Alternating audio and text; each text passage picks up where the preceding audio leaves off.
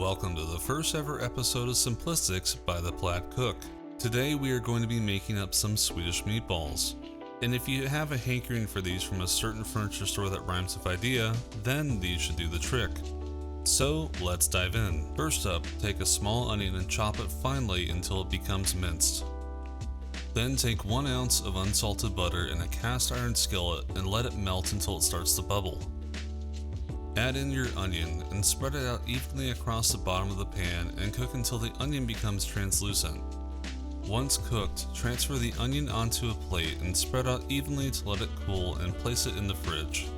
Next, get a large bowl and add 1/4 cup milk, 1/2 cup breadcrumbs, 1 clove of garlic that is minced, 1 egg, 1/4 teaspoon white ground pepper, 1/2 teaspoon ground nutmeg, 1/4 teaspoon ground allspice, and 1 teaspoon kosher salt. Mix with a wire whisk until all ingredients are thoroughly combined and let stand for a few minutes to allow the breadcrumbs to soak up the milk. Now it's time to put the meat in meatball. Add in 1 pound of ground beef, 3/4 pound of ground pork, and your cooled onions from earlier to your mixture. Once everything is added, it's time to get dirty. Take your hand and mix your meatball mixture for about 1 minute until everything is well combined. Then get a rim baking sheet and start forming your meatballs.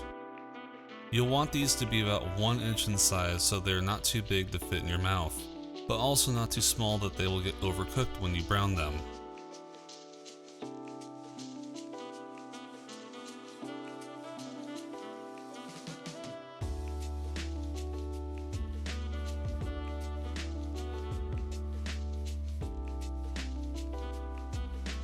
When you're done rolling out all of your meatballs, they should look something like this. And with a little plastic wrap magic, they're ready to go into the fridge for about 20 minutes to help them keep their form while cooking. After your meatballs have finished chilling, it's time to take them out of the fridge and heat the skillet you used before on medium heat. Add in your remaining 3 teaspoons of butter and wait until it's bubbling to add in your meatballs.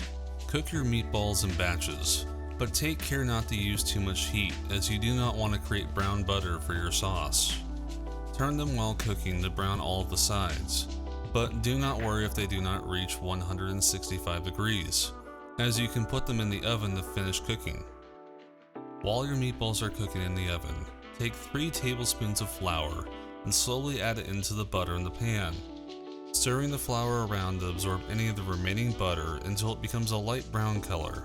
Next, add in 1 cup of beef stock. Slowly stream it in to combine with your roux.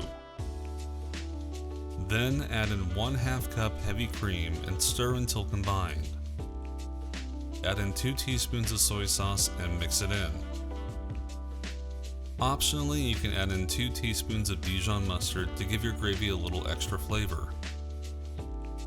Lastly, add in a little kosher salt and white pepper to taste.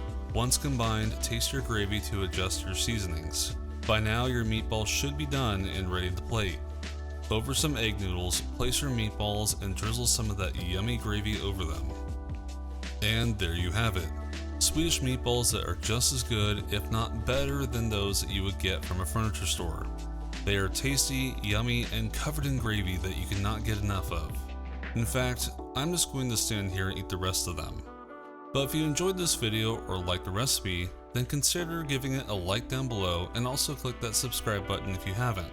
Maybe even leave me a comment down below about what you think of this recipe, and I'll see you in the next one.